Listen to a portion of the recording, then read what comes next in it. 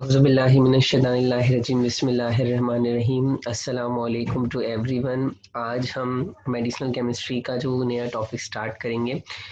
जिसका नाम है लोकल एनेस्थेटिक्स। हम इसके अंदर लोकल एनेस्थेटिक्स को डिस्कस करेंगे कि लोकल एनेस्थेटिक क्या होते हैं, लोकल एनेस्थेटिक किस तरह से मैकेनिज्म ऑफ एक्शन परफॉर्म करते हैं, और क्योंकि हम मेडिसिनल केमिस्ट्री से डील कर रहे हैं तो हम फैक्टर्स को भी डिस्कस करेंगे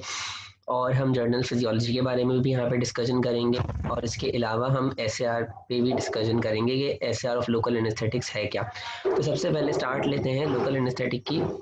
डेफिनेशन से। अगर हम लोकल एनेस्थेटिक्स के बारे में बात करें तो लोकल एनेस्थेटिक्स जो है वो ऐसी क्लास ऑफ ड्रग्स हैं या ऐसी हमारे पास ड्रग्स होती हैं या एजेंट्स होती हैं जो लोकली किसी भी लोकलाइज पार्ट पे जब दी जाती हैं, या तो वो टॉपिकल फॉर्म में दी जाए या तो वो पेरेंटल फॉर्म में दी जाए, तो वो उस लोकलाइज्ड एरिया को क्या करते हैं, वहाँ जाके जो है वो रिवर्सिबली उस लोकलाइज एरिया में जो रिसेप्टर्स हैं उनसे बाइंड करें, और बाइंड करने के बाद उन रिसेप्टर्स से जो नर्व कंडक्शन हो रही है उसको रिवर्सिबली जाके ब्लॉक कर दें। सही है, यानी कि वहाँ पर उस लोकलाइज एरिया में जो रिसेप्टर्स नर्व इम्पल्स को ट्रांसमिट करें और सीएनएस की तरफ भेज रहे हैं जिसकी वजह से पेन की सेंसेशन हो रही है, तो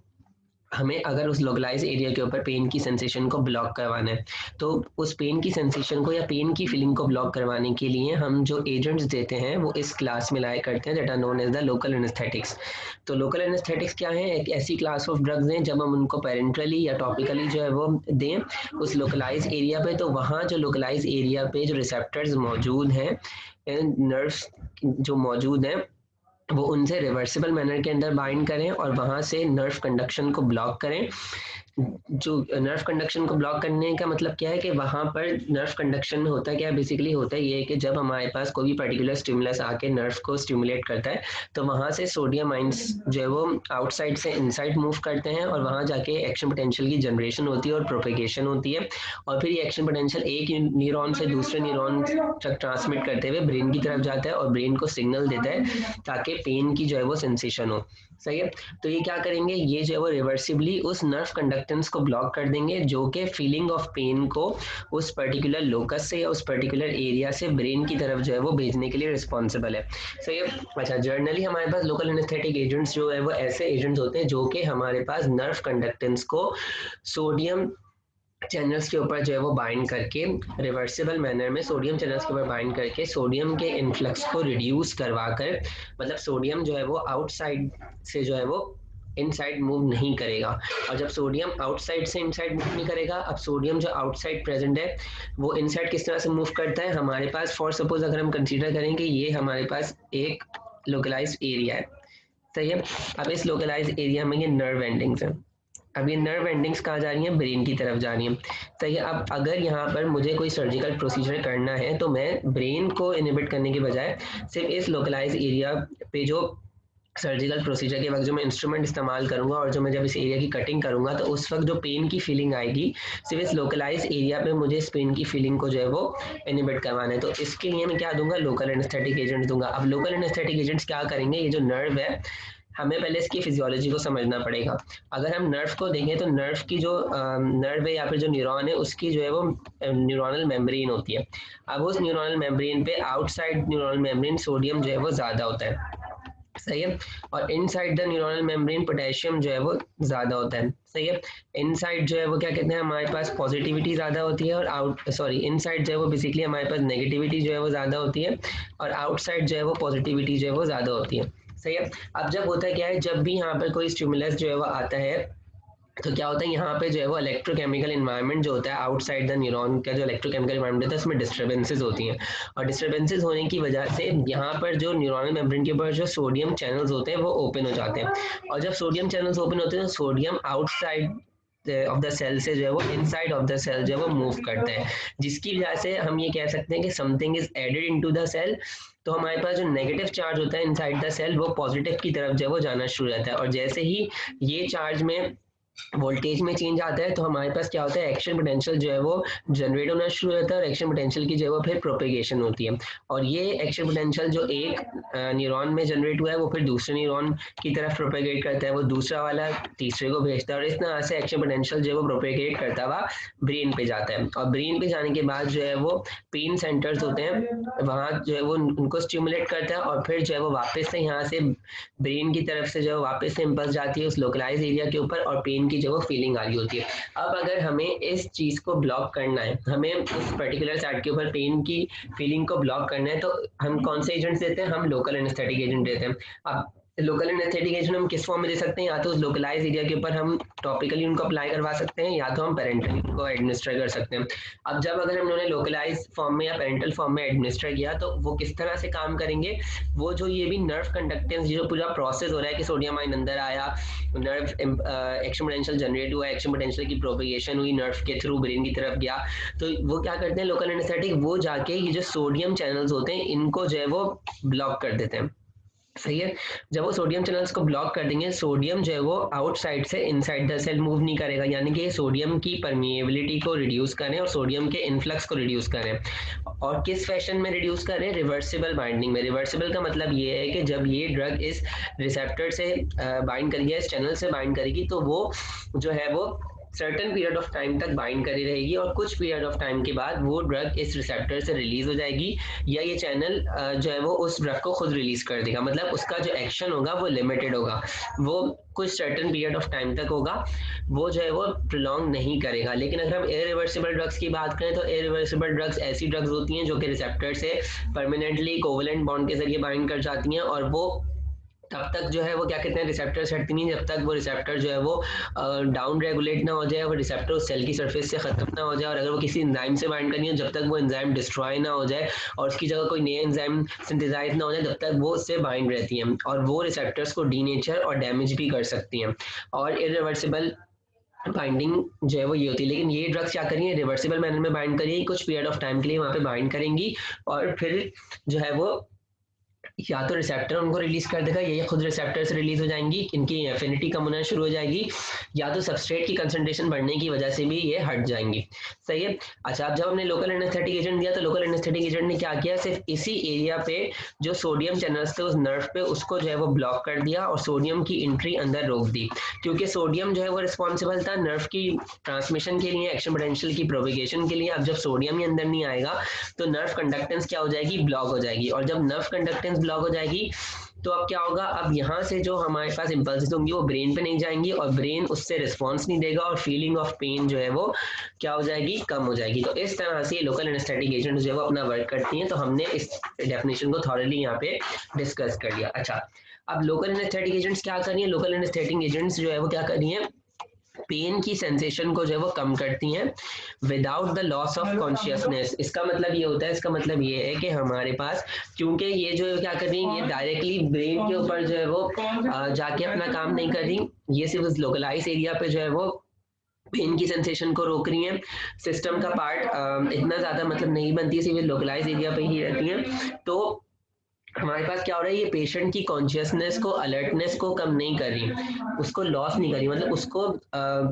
अलर्ट रखी हुई है। ऐसा नहीं होगा कि अगर आप किसी बंदे को लोकल एनेस्थेटिक एजेंट देंगे तो वो लोकल एनेस्थेटिक एजेंट उसको बेहोशी की तरफ ले जाएगा, नहीं, वो सिर्फ उस लोकलाइज एरिया के ऊपर, जिस एरिया के ऊपर आपने ये एजेंट दिया, सिर्फ उसी एरिया को जो है वो नम करेंगी ताकि आप अपना सर्जिकल प्रोसीजर वहाँ पर परफॉर्म कर सकें, और मतलब वहीं पर ही पेन की सेंसेशन को लॉस करेंगे without the loss of consciousness. मतलब बंदा जो है वो अनकॉन्शियस की स्टेट की तरफ नहीं जाएगा, बंदा बेहोशी की तरफ नहीं जाएगा, सिर्फ वो पार्ट जहाँ पे आपको अपना काम करना है सिर्फ वहीं जो है वो पेन की सेंसेशन जो है वो लॉस होंगी और बंदा अलर्ट रहेगा, कॉन्शियस रहेगा। तो ये है लोकल एनेस्थेटिक एजेंट्स। सही है। अब जब हमने लोकल एनेस्थेटिक एजेंट्स की जो है वो इस सबको डिस्कस कर लिया, अब हम आगे मूव करते हैं। अच्छा, अब लोकल एनेस्थेटिक एजेंट कहाँ कहाँ इस्तेमाल होते हैं। अब जैसे मैंने बताया कि लोकल एनेस्थेटिक एजेंट्स जो है वो माइनर सर्जरीज के अंदर इस्तेमाल होंगे, ऐसी सर्जरीज जो माइनर हैं। फॉर सपोज अगर एक पेशेंट आया, अगर उसको अपनी डेंटल सर्जरी करवानी है, उसको अपनी जो टूथ है या अपनी जो उसकी दाढ़ें हैं उसको अगर वो निकलवानी है, तो उस वक्त जब उस पर्टिकुलर एरिया के ऊपर जो है वो काम करना है उस डेंटिस्ट को, तो वो सबसे पहले या तो जेल की फॉर्म में जो है वो माउथ के अंदर अप्लाई कर देगा, या तो हमारे पास पेरेंटली वहाँ पे जो है वो एडमिनिस्टर करेगा लोकल एनेस्थेटिक एजेंट, ताकि सिर्फ उसी एरिया जो है वो वही पर्टिकुलर एरिया जहाँ पे उसको सर्जरी परफॉर्म करनी है सिर्फ वही जो है वो नम हो, और नम होने के बाद वहाँ से जब वो अपना काम करे इंस्ट्रूमेंट को यूज करते हुए इंसिजन करे, कट लगाए, तो पेन की सेंसेशन उसको फील ना हो। तो डेंटिस्ट्री में भी लोकल एनेस्थेटिक एजेंट का बहुत इंपॉर्टेंट रोल है। इसके अलावा जो है वो क्या कहते हैं, पॉडिटरी के अंदर, पॉडिटरी में जैसे हमारे पास वो फूड्स की जो अगर किसी के पैर में चोट लग गई, अगर किसी की एंकल में चोट लग गई, लेग पे अगर हमारे पास कोई माइनर सर्जरी परफॉर्म करनी है तो वहाँ एयर नोज एंड थ्रोट के ऑपरेशन, ऑप्थेल्मिक सर्जरी है, सर्जरी ऑफ स्किन है, उसमें भी हमारे पास इस्तेमाल किए जाते हैं। इसके अलावा क्या कहते हैं, हमारे पास some time during the delivery और जो लेबर पेन जो हो रहा होता है उस वक्त भी जो है वो लुब्रिकेट करने के लिए हम लीडोकेन जेली वगैरह इस्तेमाल करते हैं या एनेस्थेसाइज करने के लिए, ताकि हमारे पास जो है वो पेन जो है वो क्या कहते हैं ना फील हो। इसके अलावा जो है वो ऑपरेशन के बाद का जो पेन होता है पेशेंट को, उसको भी एनेस्थेसाइज करने के लिए हम पेन को रिड्यूस करने के लिए जो है वो हम लोकल एनेस्थेसिया देते हैं। और इसके अलावा अगर कोई बंदे को स्किन ट्रॉमा होता है तो उसके अंदर भी जो है वो हम एनेस्थेटिक एजेंट्स जो देते हैं ताकि हम पेन की फीलिंग को जो है वो रिड्यूस कर सकें। तो इन सब चीज़ों में ये लोकल एनेस्थेटिक इस्तेमाल है। लेकिन अगर आप इनको देखें तो ये क्या कर रहे हैं, ये सिर्फ माइनर सर्जरीज में इस्तेमाल हो रहे हैं, इसमें कार्डियक सर्जरी इन्वॉल्व नहीं है, कोई मेजर सर्जरी ब्रेन सर्जरी वगैरह या कार्डियक सर्जरी वगैरह इन्वॉल्व नहीं है। इसमें माइनर सर्जरीज है, एयर सर्जरी है, नोज सर्जरी है, थ्रोट सर्जरी है, उसके लिए इस्तेमाल किए जाते हैं। कोई मेजर सर्जरीज में हम लोकल एनेस्थेटिक एजेंट्स नहीं देते। उसमें हम कार्डियक सर्जरी हो गई, अगर ब्रेन की सर्जरी की जा रही है तो उसमें हम जनरल एनेस्थेटिक देंगे। सही है, तो ये वाली बात है इसमें। अच्छा, अब अगर हम लोकल एनेस्थेटिक्स को जनरल एनेस्थेटिक से कंपेयर करें तो लोकल एनेस्थेटिक हम अच्छी तरह से पीछे डिस्कस कर चुके हैं कि लोकल एनेस्थेटिक क्या करेंगे, वो नर्व कंडक्शन को जो है वो ब्लॉक करेंगे। और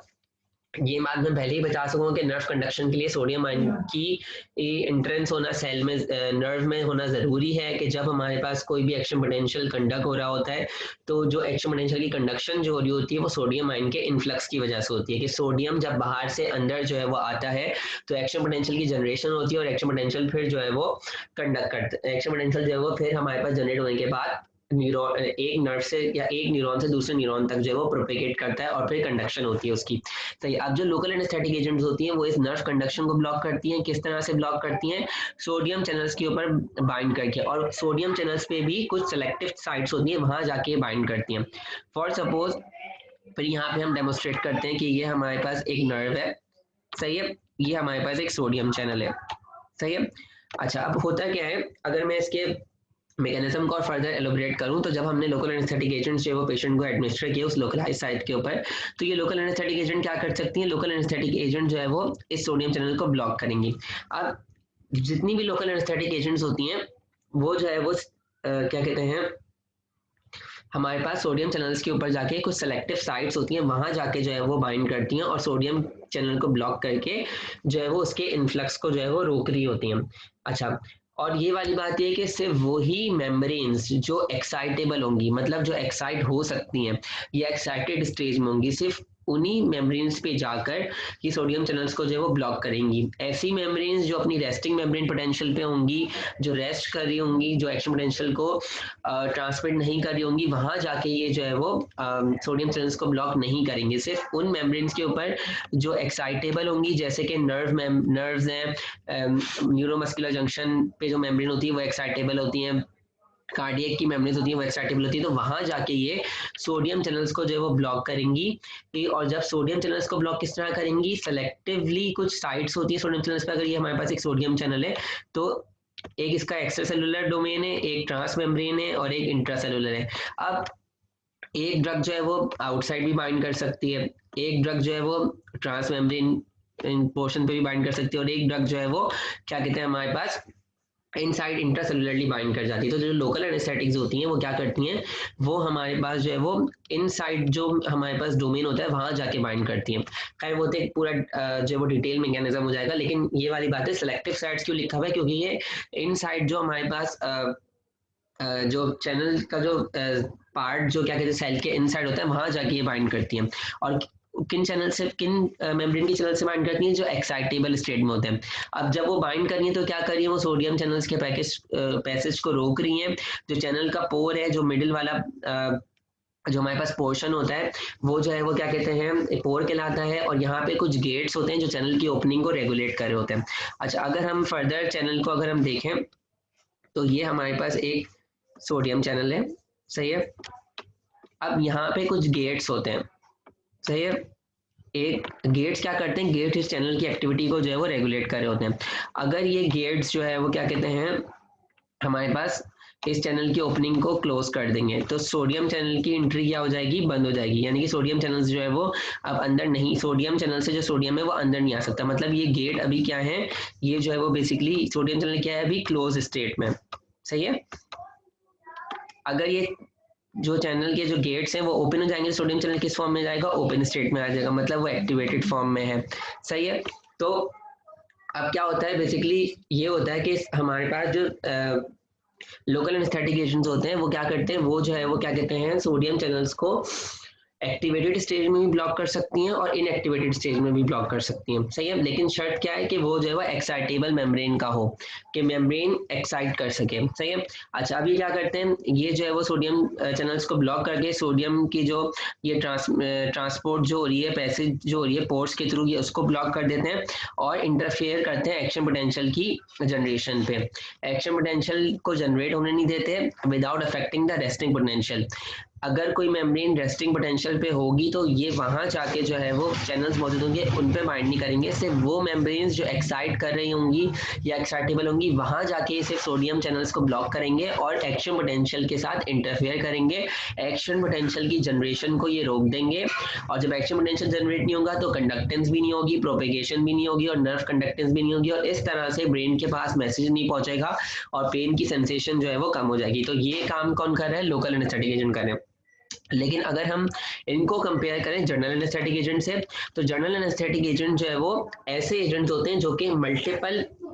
रिसेप्टर से बाइंड कर सकते हैं बॉडी के अंदर, और ये इनकी अपनी एक प्रॉपर्टी होती है कि ये ब्लड ब्रेन बैरियर को भी क्रॉस कर जाते हैं, सही है। डायरेक्टली मेम्ब्रेन के साथ इंटरेक्ट कर सकते हैं, सही है। इसके अलावा ये जो है वो नॉन स्पेसिफिक इंटरेक्शन करते हैं। मतलब इनका काम क्या होता है कि ये जो है वो जो हमारे पास नर्व की जो मेम्ब्रेन होती है, सही है, वहां पर जाके ये नॉन स्पेसिफिकली इंटरेक्ट करेंगे, मतलब किसी भी चैनल प्रोटीन से इंटरेक्ट नहीं करेंगे। ये सिर्फ क्या करेंगे, ये सिर्फ इफ जो इलेक्ट्रोकेमिकल ग्रेडियंट बैलेंस हुआ होगा कि बाहर सोडियम ज्यादा है, सही है, अंदर पोटेशियम ज्यादा है, सही है, और बाहर डिफरेंट आयन ज्यादा है, तो ये सिर्फ उस मेम्ब्रेन की जो फिजिकल प्रॉपर्टी होगी, जो उसकी हमारे पास परमिएबिलिटी होगी और जो उसकी फ्लेक्सिबिलिटी होगी ना, इनसे उसको भी ये चेंज कर सकते हैं, फिजिकल प्रॉपर्टी में चेंजिंग कर सकते हैं। किस तरह से, लिपिड बाइलेयर के साथ इंटरेक्ट करके, या तो किसी रिसेप्टर से भी इंटरेक्ट कर सकते हैं या तो किसी चैनल से भी इंटरेक्ट कर सकते हैं। मतलब जो जनरल एस्थेटिक एजेंट्स होंगे वो हमारे पास सिर्फ जरूरी नहीं है कि सिर्फ वो चैनल से ही बाइंड करें, वो physical properties of nerve membrane को भी चेंज कर सकते हैं, सही है।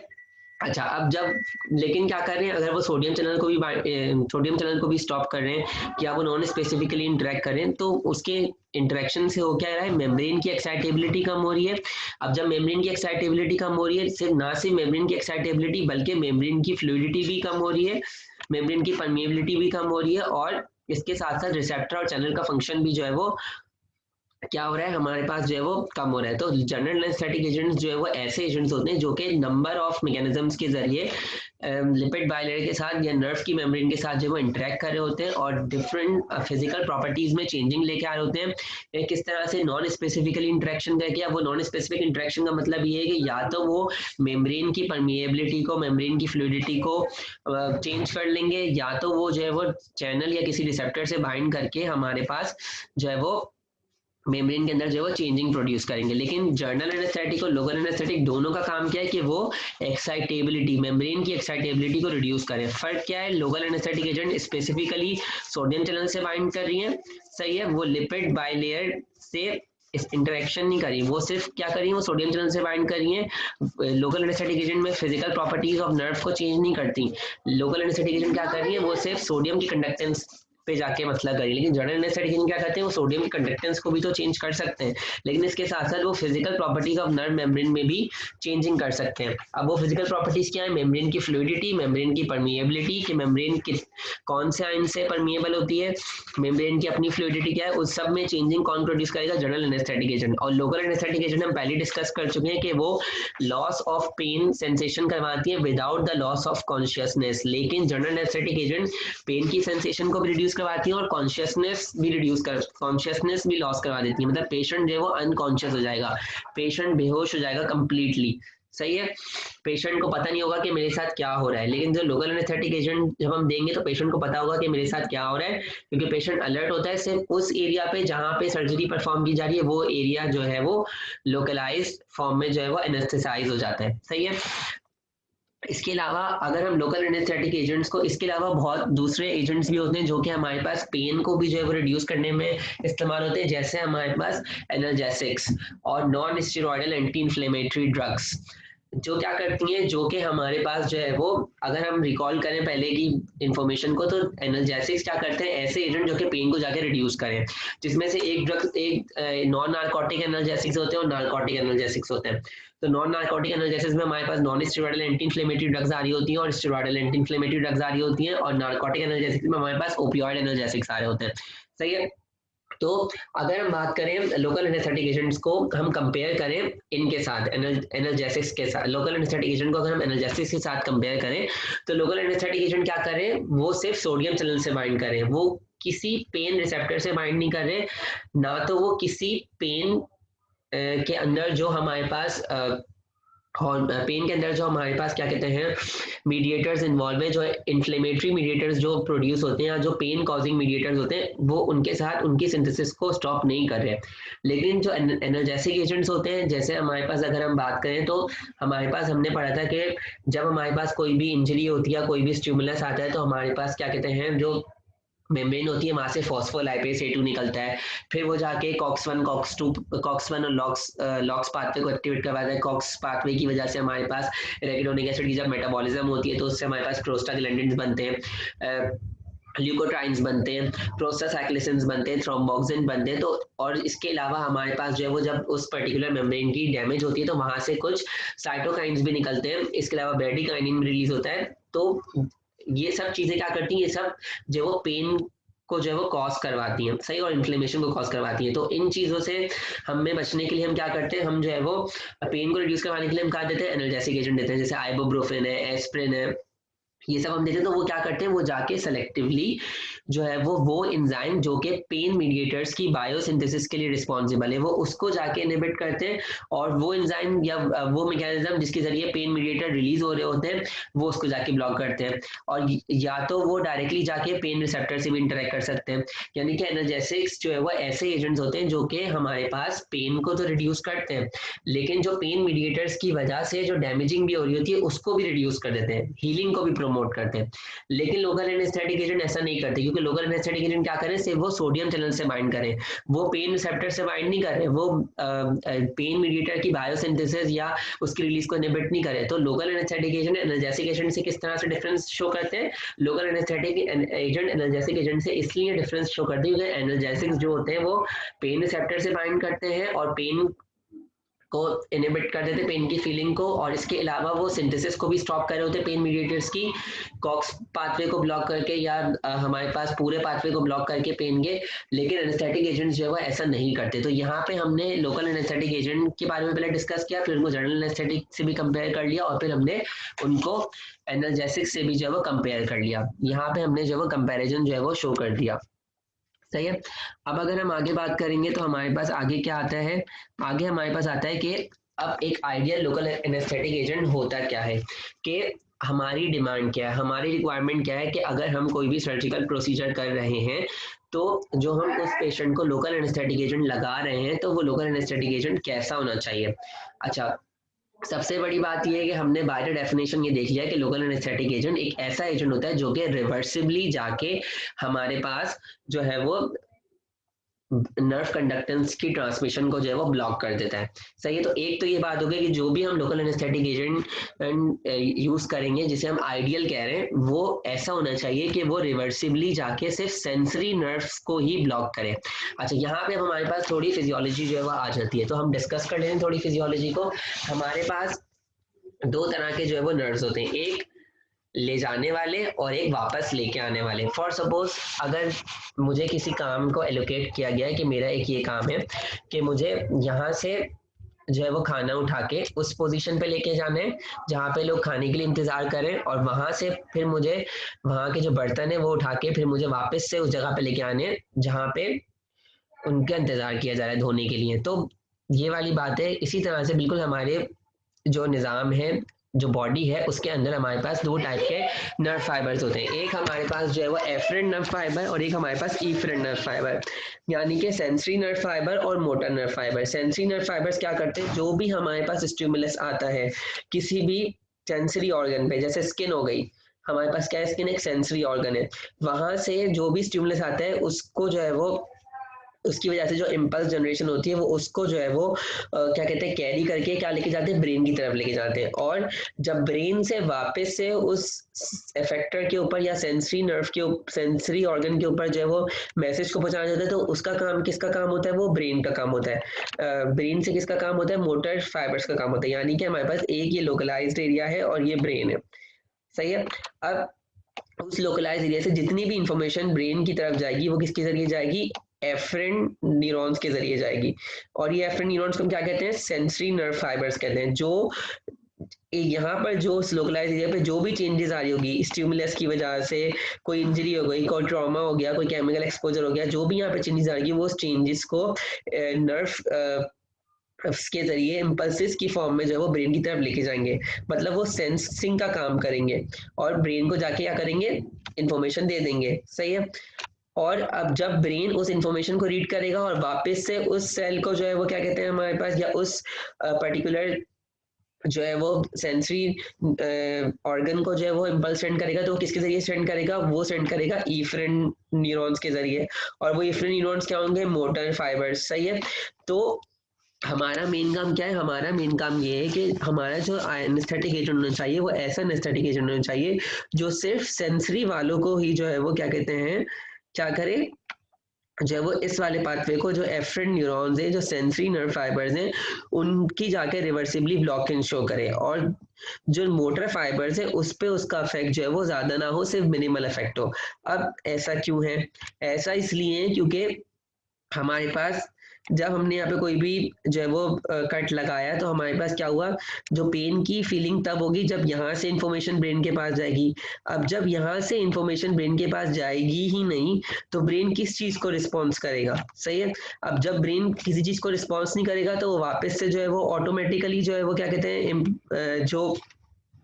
इन्फॉर्मेशन है वो वापस से उस सेल की तरफ नहीं भेजेगा। तो हमने क्या किया, हमने एक पाथवे को ब्लॉक हो गया, तो एक पाथवे को ब्लॉक कर दिया, दूसरा पाथवे ऑलरेडी जो है वो सबसाइड हो गया। सही है। लेकिन अगर हमारे पास इन केस मोटर फाइबर्स भी जो है वो ब्लॉक हो जाते हैं, अब मोटर फाइबर्स का काम क्या है कि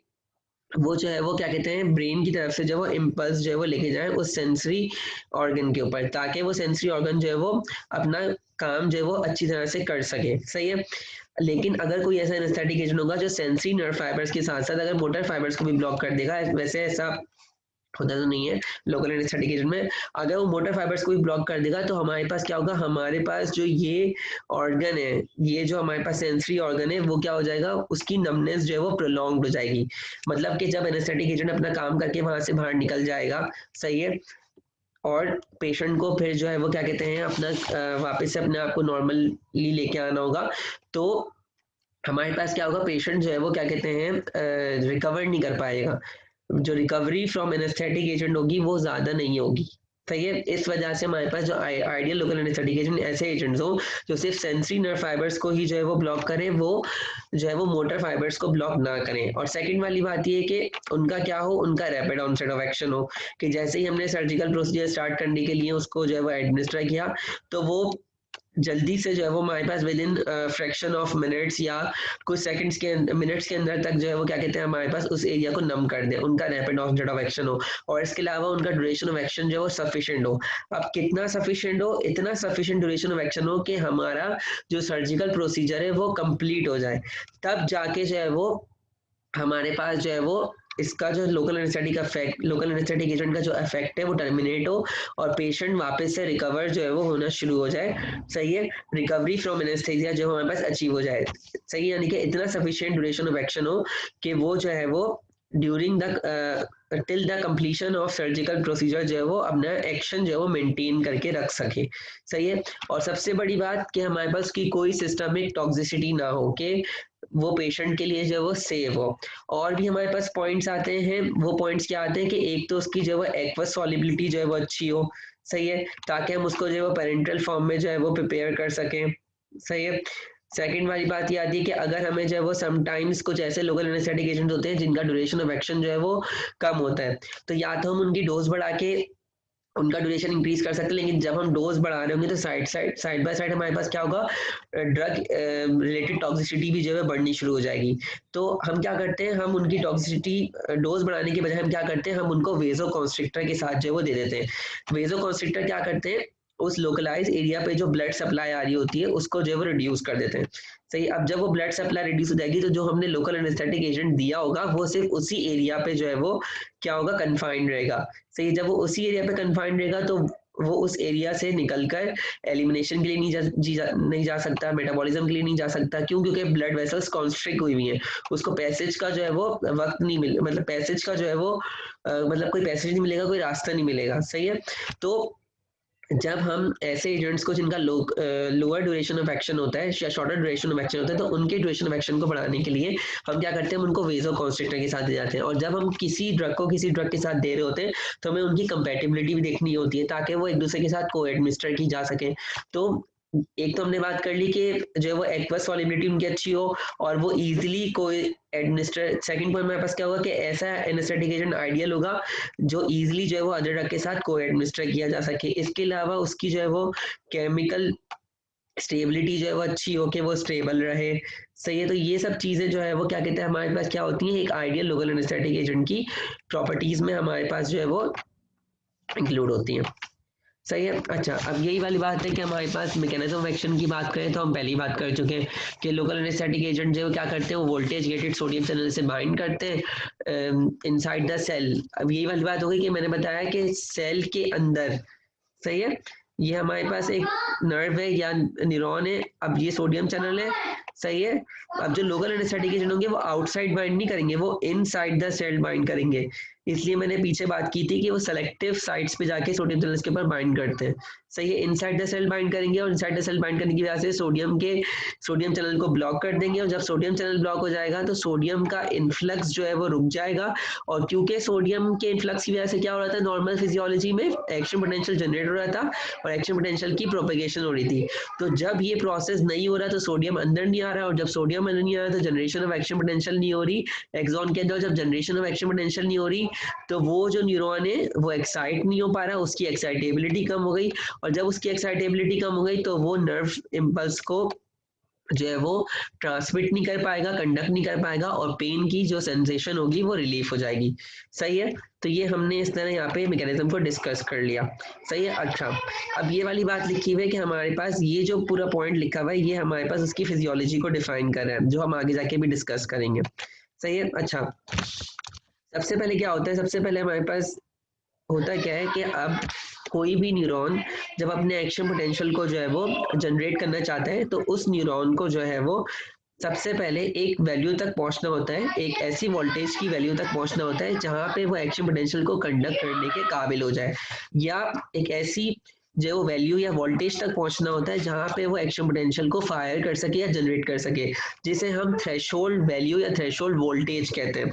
जो कि -55 मिली वोल्ट तक होता है। सही है, अच्छा और ये जो हमारे पास एक जो न्यूरॉन है जब वो कोई एक्शन पोटेंशियल कंडक्ट नहीं कर रहा होता, जब वो अनस्टिमुलेटेड फॉर्म में होता है, तो वो उस वक्त जो मेम्ब्रेन के ऊपर पोटेंशियल होता है या मेम्ब्रेन के ऊपर जो वोल्टेज होता है वो क्या कहलाता है, रेस्टिंग मेम्ब्रेन पोटेंशियल, जो कि हमारे पास क्या होता है -70 मिली वोल्ट। सही है, यानी कि हमारे पास एक जो न्यूरॉन है, जब वो कोई एक्शन पोटेंशियल जनरेट नहीं कर रहा, सही है, तो हमारे पास क्या कहते हैं, उसके ऊपर जो चार्ज होगा वो कितना होगा, -70 मिली वोल्ट।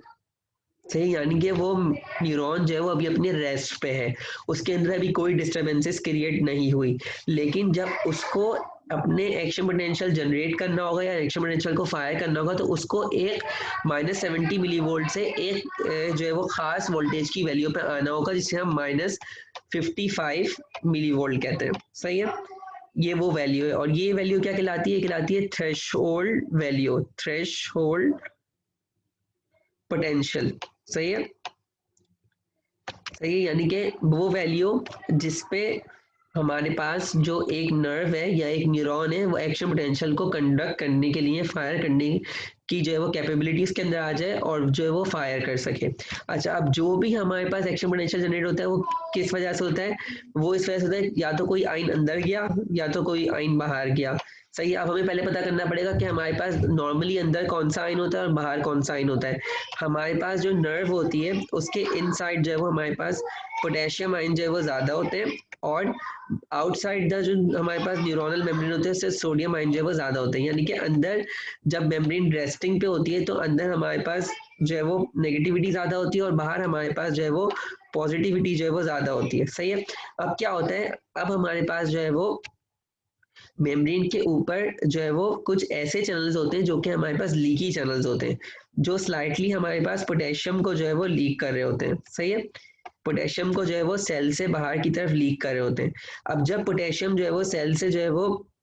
क्या कहते हैं, लीक कर रहा है, तो यानी कि समथिंग इज लॉसिंग, कि अंदर से जो है वो चीज़ जो है वो लॉस हो जा रही है। लॉसिंग का मतलब ये है कि हमारे पास अब अंदर की नेगेटिविटी जो है वो कम होना शुरू हो रही है। यानी कि ये जो लीकी चैनल्स होते हैं क्या करते हैं, ये जो है वो पोटेशियम को जो है वो लीक करना शुरू करते हैं, और जब पोटेशियम लीक होना शुरू होता है तो हमारे पास something is going outside the cell, और जब कोई चीज़ आउटसाइड जा रही है सेल की तो अंदर की नेगेटिविटी कम हो रही है। जब अंदर की नेगेटिविटी कम हो रही है तो -70 मिली वोल्ट का जो पोटेंशियल था अब वो क्या जाने लगा, वो थ्रेशोल्ड की तरफ जाने लगा। और जैसे ही हमारे पास अंदर की नेगेटिविटी इतनी कम हो जाती है कि हमारे पास जो है वो -55 मिली वोल्ट तक पहुंच जाए, तो उस वक्त क्या होता है, मेम्ब्रेन जो है वो अपना थ्रेशोल्ड वोल्टेज अचीव कर लेती है, और जब वो अपना थ्रेशोल्ड वोल्टेज अचीव कर लेती है तो उस वक्त वो एक ऐसी स्टेट पे पहुंच जाती है कि अब वो अपने अंदर एक्शन पोटेंशियल को जनरेट कर सकती है और अपने एक्शन पोटेंशियल को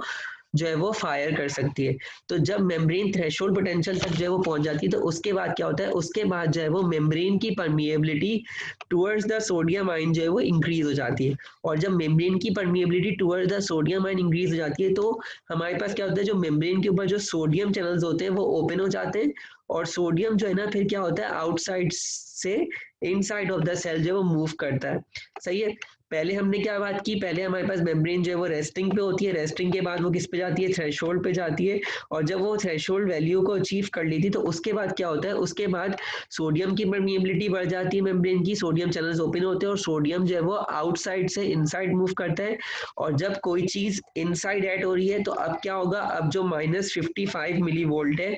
अब वो क्या कन्वर्ट किस वोल्टेज की तरफ जाने लगेगा, वो हमारे पास तब तक जो है वो राइज होता रहेगा जब तक वो +30 से +40 मिली वोल्ट तक ना पहुंच जाए। सही है, और ये जो हमारे पास फेज कहलाता है वो क्या कहलाता है, डीपोलराइजेशन का फेज, कि अब मेम्ब्रेन क्या हो रही है, मेम्ब्रेन डीपोलराइज हो रही है। सही है, एक्शन पोटेंशियल जनरेट स्टार्ट होना शुरू हो गया है। सही है, अब जब सोडियम जो है वो क्या कहते हैं अंदर आता रहता है तो हमारे पास एक ऐसा जो है वो पॉइंट आता है कि हमारे पास जो मेम्ब्रेन होती है वो जो है वो क्या कहते हैं मजीद सोडियम को बर्दाश्त नहीं कर पाती, वो अपनी मैक्सिमम हाइट पे पहुंच जाती है, मैक्सिमम जो है वो रेंज तक पहुंच जाती है कि पॉजिटिविटी को सिर्फ इतना बर्दाश्त कर सकती है। तो एक ऐसा पॉइंट होता है कि हमारे पास मेम्ब्रेन की permeability to the sodium ions जो है वो रिड्यूस हो जाती है, और ये सोडियम चैनल्स जो है वो बंद हो जाते हैं। अब जब सोडियम चैनल्स बंद हो जाते हैं तो अब मेम्ब्रेन को वापस से अपनी ओरिजिनल स्टेट पे आने के लिए क्या करना पड़ेगा, अपने अंदर से पॉजिटिविटी को खत्म करना पड़ेगा। अब अपने अंदर से पॉजिटिविटी को जब उसको खत्म करना पड़ेगा तो वो क्या करेगी, वो जो है वो अपनी permeability towards the potassium ion जो है वो इंक्रीज करेगी। अब अपनी permeability towards the potassium ion जब बढ़ेगी उसकी, तो हमारे पास क्या होगा, जो पोटेशियम चैनल्स होंगे वो ओपन होंगे। सही है, थर्ड स्टेप में पोटेशियम जो है वो अब इनसाइड ऑफ द सेल से आउटसाइड जो है वो जाना शुरू कर देगा। अब जब पोटेशियम इनसाइड से आउटसाइड जाना शुरू कर देगा तो अंदर फिर से क्या होगा, समथिंग इज लॉसिंग, कि अब कोई चीज लॉस हो रही है। जब कुछ चीज लॉस होती है तो कौन सा साइन रहता है, नेगेटिव का साइन रहता है। अब जैसे जैसे पोटेशियम जो है वो बाहर जाता रहेगा हमारे पास, तो ये पॉजिटिविटी वापस से क्या हो जाएगी, वापस से हमारे पास नेगेटिविटी की तरफ जाने लगेगी। और जब ये पॉजिटिविटी जो है वो नेगेटिविटी की तरफ जो है वो जाने लगेगी तो वो हमारे पास जो वो क्या कहते हैं, हमारे पास फेस कहलाता है, वो क्या कहलाता है, रीपोलराइजेशन का फेस। कि अपनी मेम्ब्रेन जो है वो अपने आप को क्या कर रही है, अपने आप को जो है वो रीपोलराइज कर रही है, अपने आप को अपनी ओरिजिनल स्टेट में लाने की कोशिश कर रही है। लेकिन सम टाइम ऐसा होता है कि ये जो पोटेशियम चैनल्स होते हैं इनकी क्लोजिंग होने में जो है वो देर हो जाती है, मतलब ये बहुत थोड़ी देर तक ओपन कर जाते हैं। जब थोड़ी देर तक ये ओपन कर जाते हैं तो हमारे पास क्या होता है, एक तो नॉर्मल पोटेशियम बाहर जा रहा है, नॉर्मल के अलावा भी हमारे पास जो एक्सेस ऑफ पोटेशियम होता है वो सेल से बाहर होना शुरू हो जाता है, जिसकी वजह से मेम्ब्रेन की परमिएबिलिटी जो है वो और डिक्रीज, मेम्ब्रेन की जो वोल्टेज होता है वो और डिक्रीज हो जाता है, मतलब नॉर्मल वैल्यू से और डिक्रीज हो जाता है। तो उस स्टेट को हम क्या कहते हैं, हाइपर पोलराइजेशन के। हमारे पास मेम्ब्रेन जो है वो हाइपर पोलराइज हो गई, सही है। और उस वक्त जब मेम्ब्रेन हाइपर पोलराइजेशन की तरफ चली जाती है तो हमारे पास क्या होता है, जो आइंस की जो हमारे पास ऐसे कंसंट्रेशन है both of the side, outside और इनसाइड द मेम्ब्रेन, वो जो है वो डिस्टर्ब हो जाती है। और जब डिस्टर्ब हो जाती है तो हमारे पास क्या होता है, हमारे पास वो मेम्ब्रेन जो है वो एक्शन पोटेंशियल को अब वापस से जो है वो फिर से जनरेट नहीं कर सकती और फिर से कंडक्ट नहीं कर सकती। अब मेम्ब्रेन को वापस से एक्शन पोटेंशियल को जनरेट करने के लिए और कंडक्ट करने के लिए वापस से किस पोजीशन पे आना पड़ेगा, रेस्टिंग पोजीशन पे आना पड़ेगा। अब मेम्ब्रेन को रेस्टिंग पोजीशन पे लाने के लिए और हमारे पास जो है वो आइंस की जो कंसंट्रेशन है उसको मेंटेन करने के लिए कि बाहर सोडियम वापस से ज़्यादा हो जाए और अंदर पोटेशियम वापस ज़्यादा हो जाए, तो उसके लिए हमारे पास मेम्ब्रेन के ऊपर क्या होता है, मेम्ब्रेन के ऊपर एक और हमारे पास पंप होता है जिसे हम कहते हैं सोडियम पोटेशियम एटीपीएस पंप, सही है। Sodium potassium ATPase pump. अगर हम देखें तो नाम से ही जा रहा है ये एटीपेज है, यानी कि ये एंजाइम के साथ लिंक्ड है, यानी कि ये एनर्जी डिपेंडेंट पंप है। यानी कि जब एक एटीपी का मॉलिक्यूल एडीपी के अंदर जो है वो कन्वर्ट होगा तो तभी ये हमारे पास जो है वो वर्क करेगा। अब क्या होता है, अब जब मेम्ब्रेन अपनी हाइपर पोलराइजेशन स्टेट में चली जाती है तो अंदर सोडियम जो है वो क्या होता है हमारे पास थोड़ा ज़्यादा हो जाता है और बाहर पोटेशियम ज़्यादा हो जाता है। तो यानी कि क्या हो गया, यानी कि अब उलट हो गया। नॉर्मली हमारे पास क्या होता है, नॉर्मली हमारे पास पोटेशियम अंदर ज़्यादा होता है और सोडियम बाहर ज़्यादा होता है। तो मेम्ब्रेन को वापस से इस ओरिजिनल पोजीशन में लाने के लिए ये वाला जो है वो पंप काम करता है। और ये वाला पंप क्या करता है, ये वाला पंप जो है वो दो सोडियम को सॉरी दो पोटेशियम को बाहर से जो है वो अंदर लेके आता है, सही है, ताकि अंदर जो है वो पोटेशियम फिर से जो है वो इंक्रीज हो जाए और जो अंदर सोडियम ज़्यादा हो गए उनको जो है वो बाहर फेंक देता है। यानी कि दो पोटेशियम को अंदर लेके आ रहा है, सही है, और 3 सोडियम को ही क्या कर रहा है, बाहर कर रहा है, सही है, ताकि हमारे पास वापस से जो इलेक्ट्रोकेमिकल ग्रेडियंट है वो जो है वो अचीव हो जाए और वापस से हमारे पास -70 मिली वोल्ट अचीव हो जाए और मेम्ब्रेन जो है वो रेस्ट पे चले जाए। मेम्ब्रेन को रेस्ट पे क्यों जाना है, ताकि वो वापस से एक्शन पोटेंशियल को फिर दोबारा कंडक्ट कर सके। ऐसा नहीं होता कि एक मेम्ब्रेन ने सिर्फ एक ही दफ़ा एक्शन पोटेंशियल कंडक्ट करना होता है, वो बार बार कर सकती है। क्यों कर सकती है, क्योंकि वो रेस्टिंग पे वापस चली जाती है, इस वजह से। तो यहाँ पे आके हमने एक्शन पोटेंशियल की नॉर्मल फिजियोलॉजी को डिस्कस कर लिया। अब इस पूरे जो एक्शन पोटेंशियल में क्या हो रहा है, बेसिकली ये हमारे पास, हम इसको रिकॉर्ड करते हैं, ये हमारे पास एक पीक बनती है कि पहले हमारे पास मेम्ब्रेन रेस्टिंग पे थी, रेस्टिंग के बाद क्या हुआ, वो थ्रेशोल्ड वैल्यू तक पहुंची, थ्रेशोल्ड के बाद वो डीपोलराइजेशन हुई, डीपोलराइजेशन के बाद रीपोलराइजेशन हो गई, रीपोलराइजेशन के बाद हाइपर पोलराइजेशन हो गई और हाइपर पोलराइजेशन के बाद वापस से वो रेस्ट पे अचीव हो गई। अब जो हमारे पास लोकल एनेस्थेटिक एजेंट होती हैं वो क्या करती हैं, वो हमारे पास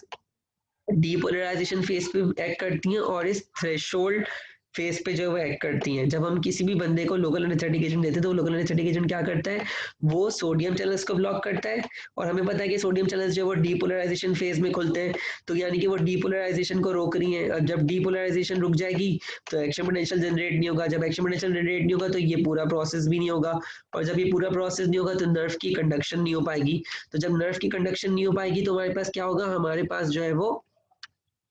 प्रोपेगेशन नहीं हो पाएगी उसकी थ्रू द एक्सॉन। तो हमने ये वाली बात की कि पहला स्टेप क्या है, पहला स्टेप ये होता है कि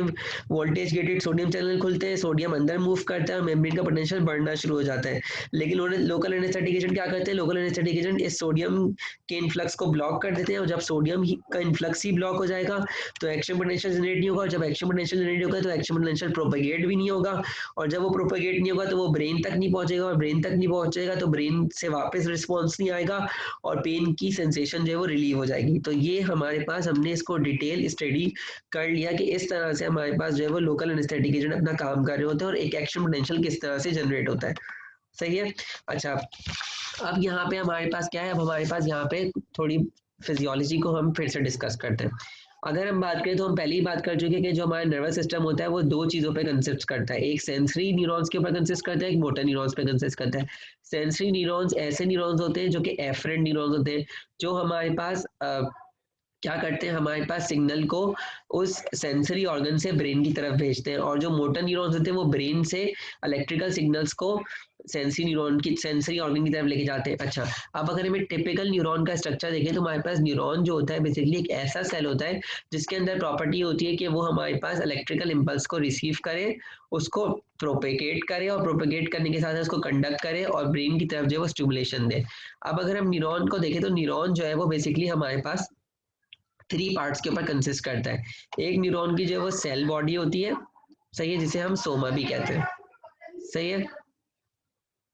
जिसके ऊपर हमारे पास फिंगर लाइट प्रोजेक्शंस जो है वो क्या कर रहे होते हैं, इमर्ज हो रहे होते हैं आउटसाइड, जिन्हें हम डेंड्राइट्स कहते हैं, सही है। और इन डेंड्राइट्स की अगर आप देखें तो एक ब्रांच है, मेन ब्रांच, उसकी भी फर्दर ब्रांचेज हैं और फिर बहुत ज़्यादा ब्रांचेज हो रही हैं, सही है। और इसके साथ साथ हमारे पास इसी सेल बॉडी और सोमा के अंदर न्यूक्लियस होता है, और ये न्यूक्लियस जो है वो क्या करता है, ये इस पूरे जो है वो क्या कहते हैं न्यूरॉन की जो एक्टिविटीज हो रही होती है उसको कंट्रोल कर रहा होता है। अच्छा,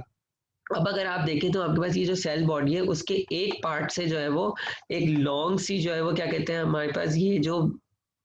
ब्रांचिंग जो है वो आपको यहाँ पे दिख रही है, एक लॉन्ग सा जो स्ट्रक्चर है वो जो है वो यहाँ से इमर्ज हो रहा है। तो जिस पोर्शन से, और हम क्या कहते हैं इसको जो है वो एक्सॉन कहते हैं, सही है, जिस पोर्शन से या जिस पार्ट से हमारे पास जो है वो एक्सॉन ऑफ द न्यूरॉन जो है वो क्या कहते हैं हमारे पास अटैच होता है इस सेल बॉडी से, उसे हम एक्सॉन हेलॉक कहते हैं, सही है। और जहाँ पे हमारे पास एक्सॉन जो है वो एंड हो रहा है वहां से भी हमारे पास ब्रांचिंग निकल रही होती है हमारे पास, जिसे हम जो है वो एक्सॉन टर्मिनल्स कहते हैं, सही है। और इन एक्सॉन टर्मिनल्स में जो है वो क्या कहते हैं न्यूरो ट्रांसमीटर्स जो है वो स्टोर होते हैं वेसिकल्स के अंदर, और जब हमारे पास एक्शन पोटेंशियल, जब हमारे पास कोई भी इम्पल्स जो है वो यहाँ से ट्रेवल करती हुई जो है वो यहाँ तक पहुँचती है, तो यहाँ तक पहुँचने के बाद जो यहाँ पे न्यूरो ट्रांसमीटर वेसिकल्स में स्टोर होते हैं वो जो है वो यहाँ से रिलीज हो जाते हैं, और जब वो रिलीज होते हैं तो वो अदर न्यूरॉन्स के ऊपर जो डेंड्राइट्स होंगे वहां पे जाके बाइंड करते हैं, और जो ये न्यूरॉन अपनी इंफॉर्मेशन को फिर कंडक्ट करता है दूसरे न्यूरॉन में। तो ये तो नॉर्मल प्रोसेस है, ये हमें पता है, इसकी फिजियोलॉजी हमें पता है, सही है। अच्छा, अब अगर हम इनके जो है वो डिटेल की बात करें तो हमारे पास सबसे पहले क्या आते हैं, सबसे पहले हमारे पास डेंड्राइट्स आते हैं। डेंड्राइट्स क्या करते हैं, डेंड्राइट जो है नर्व इम्पल्सेस को या स्टिमुलस को जो है वो रिसीव कर होते हैं, इसलिए हमको रिसीवर कहते हैं। और जब वो नर्व इम्पल्स को स्टिमुलस को रिसीव करते हैं तो फिर नर्व इम्पल्स और स्टिमुलस जो है वो फिर हमारे पास क्या होता है, हमारे पास जो है वो इस एक्सॉन की लेंथ से जो है वो पास होता है, वह कहाँ चले जाता है, एक्सॉन टर्मिनल्स पे जाता है। अच्छा, अब अगर हम इस एक्सॉन को देखें तो ये एक्सॉन जो है वो बेसिकली हमारे पास दो टाइप का हो सकता है, ईदर इट इज माइलिनेटेड और इधर इट इज अनमाइलिनेटेड, दोनों हो सकते हैं। यहाँ पे आपके पास क्या दिखाई हुई है, यहाँ पे आपके पास माइलिनेशन दिखाई हुई है। अच्छा, होता क्या है, जो हमारे पास एक्सॉन की मेम्ब्रेन होती है वो हमारे पास जो है वो जो हमारे पास सेंट्रल नर्वस सिस्टम होता है उसमें सिर्फ न्यूरॉन्स नहीं होते हैं, न्यूरॉन्स के अलावा भी हमारे पास कुछ ऐसे सेल्स होते हैं जो कि न्यूरॉन्स को सपोर्ट कर रहे होते हैं, जिन्हें हम न्यूरोग्लायल सेल्स कहते हैं, सही है। और न्यूरोग्लायल सेल में से जो एक सेल्स होते हैं बेसिकली वो ओलिगोडेंड्रोसाइट्स होते हैं, और हमारे पास शिवॉन सेल्स होते हैं, सही है। अच्छा, ये जो ओलिगोडेंड्रोसाइट्स होते हैं और ये जो शिवॉन सेल्स होते हैं बेसिकली इनकी जो मेम्ब्रेन होती है वो क्या करती है, वो जो है वो एक्सॉन की जो मेम्ब्रेन होती है जिसे हम एक्सोलीमा कहते हैं उनको जो है वो सराउंड कर रही होती है, और सराउंड करने के बाद हमारे पास कुछ ऐसे केमिकल्स को सिक्रीट कर रही होती है जो इन न्यूरॉन्स के जो एक्सॉन्स होते हैं उनको जो है वो क्या कर देते हैं, वार्प कर देते हैं। वार्प करने की वजह से क्या होता है, यहाँ पे एक इंसुलेशन या कवरिंग जो है वो फॉर्म हो जाती है जिसे हम क्या कहते हैं, माइलिन स्लिथ, सही है, माइलिन स्लिथ कहते हैं। माइलिन स्लिथ क्या करती है, इस न्यूरॉन को जो है वो इंसुलेशन के तौर पे काम करती है, इंसुलेट कर देती है। बेसिकली हमारे पास एक इंसुलेटिंग फैटी लेयर होती है कि जो हमारे पास शिवॉन सेल्स होते हैं, और शिवॉन सेल्स क्या करते हैं, वो न्यूरॉन जो कि पेरिफेरल नर्वस सिस्टम में होते हैं वहाँ पे माइलिनेशन करवाते हैं, और वो न्यूरॉन जो कि सेंट्रल नर्वस सिस्टम में होते हैं वहाँ पे कौन होता है, वहाँ पे ओलिगोडेंड्रोसाइट्स होते हैं। तो ये जो ओलिगोडेंड्रोसाइट होते हैं क्या करते हैं, ये जो है वो बेसिकली हमारे पास एक फैटी सब्सटेंस को सिक्रीट करते हैं, और वो एक्सॉन को क्या करते हैं, वो एक्सॉन को जो है वो हमारे पास क्या कर देता है, वो एक्सॉन को जो है वो हमारे पास कोट कर देता है, इंसुलेट कर देता है। इस इंसुलेशन का फायदा क्या होता है कि हमारे पास नर्व इम्पल्स जो है वो स्पीडिटली जो है वो ट्रांसमिट कर जाती है। लेकिन कभी कभी ऐसा होता है कि ये जो माइलिनेशन होती है ये हमारे पास हर पार्ट ऑफ द न्यूरॉन पे नहीं होती है, माइलिनेशन में गैप्स आता है, सही है। गैप्स जो होते हैं बेसिकली कुछ ऐसे एरियाज होते हैं जहाँ पे माइलिनेशन नहीं होती, उन्हें हम क्या कहते हैं, उन्हें हम बेयर एरियाज कहते हैं, और ये बेयर एरियाज कहलाते हैं नोड ऑफ रेनवियर कहलाते हैं। ये नोड ऑफ रेनवियर का भी बहुत इंपॉर्टेंट काम है, ये नोडल कंडक्शन के लिए रिस्पॉन्सिबल होते हैं। अब क्या होता है, अब जैसे ही हमारे पास डेंड्राइट ने स्टिमुलस को सेंस किया, इम्पल्स को जनरेट किया, अब ये इम्पल्स जब यहाँ पे आएगी तो यहाँ से तो ये इजीली स्पीडिटली पास हो जाएगी। लेकिन जब हमारे पास यहाँ पे क्या होगा, जब ये नोड पे आएगी तो ये इम्पल्स क्या हो जाएगी, ये इम्पल्स जो है वो इस नोड से जंप करके दूसरे जो है वो क्या कहते हैं हमारे पास जो है वो आगे मूव कर जाएगी। मतलब यहाँ पे स्किपिंग ऑफ इम्पल्स होगी, यहाँ पे जंपिंग ऑफ इम्पल्स होगी। एक नोड से यहाँ पे आई, फिर जब ये वाले नोड पे आई तो दूसरे नोड पे चली गई, दूसरे नोड से आई तो तीसरे नोड पे चली गई। तो इस तरह से क्या होगा, इस तरह से हमारे पास जहाँ पर नर्व इम्पल्स जो है वो यहाँ पे आ रही होगी तो यहाँ पे नर्व इम्पल्स आके स्किप हो जाएगी। स्किप होने की वजह से क्या होगा, हमारे पास नर्व इम्पल्स की जो स्पीड ऑफ ट्रांसमिशन है जो बढ़ जाएगी। और जब वो नर्व इम्पल्स पूरी यहाँ से ट्रेवल होती हुई यहाँ आएगी तो यहाँ आके वो क्या करेगी, जो हमारे पास वेसिकल कंटेंट जो न्यूरोट्रांसमीटर्स होंगे वो क्या करेंगे, वो मेम्ब्रेन से फ्यूज होंगे, अपने न्यूरोट्रांसमीटर को रिलीज करेंगे, और जब न्यूरोट्रांसमीटर जो है रिलीज होगा तो जो दूसरे न्यूरॉन्स होंगे वहां पर जो डेंड्राइट्स होंगे उन पे जाके बाइंड करेगा अपने रिसेप्टर्स पे और दूसरे न्यूरॉन को स्टिमुलेट करेगा, और यहाँ पे साइनेप्सिस का प्रोसेस होगा, सही है। अब यहाँ पे बीच में क्या होता है, बीच में थोड़ा सा गैप होता है जिसे हम साइनेप्टिक क्लेफ्ट कहते हैं, जिसमें न्यूरोट्रांसमीटर थोड़ी देर तक जो है वो रहता है, सही है। फिर क्या होगा, फिर हमारे पास ये अपने रिसेप्टर से बाइंड करेगा, अपनी इन्फॉर्मेशन को जो है वो ट्रेवल कर देगा, और फिर ये एक न्यूरॉन से दूसरे न्यूरॉन, दूसरे से तीसरे न्यूरॉन, तीसरे से चौथे न्यूरॉन, इस तरह से वो न्यूरॉन टू न्यूरॉन पास होगी, और फिर वो ब्रेन में जाएगी। ब्रेन में जाने के बाद ब्रेन को स्टिमुलेट करेगी, रिस्पॉन्स देगी, ब्रेन उसको रीड करेगा इन्फॉर्मेशन को और उस पर एक्शन परफॉर्म करेगा, और वो एक्शन फिर क्या जाएगा, फिर उस इफेक्टर सेल पे जाएगा जहाँ पे रिस्पॉन्स प्रोड्यूस करवाना होगा, और वहां पे जाके फिर वो रिस्पॉन्स प्रोड्यूस कर देगा। तो यहाँ पे आके हमने जो है वो अपनी नॉर्मल फिजियोलॉजी जो है वो डिस्कस कर ली, सही है। अब यहाँ पे कुछ जो है वो ये हमारे पास क्या है, ये कुछ इलेक्ट्रोफिजियोलॉजी की टर्म्स है जो कि हम नेक्स्ट लेक्चर में जो है वो डिस्कस करेंगे। थैंक यू सो मच, अल्लाह हाफिज, take care, stay safe and stay home. इंशाल्लाह हम नेक्स्ट कंटिन्यू करेंगे, नेक्स्ट में हम अपने SAR तक जो है वो कंप्लीट कर लेंगे।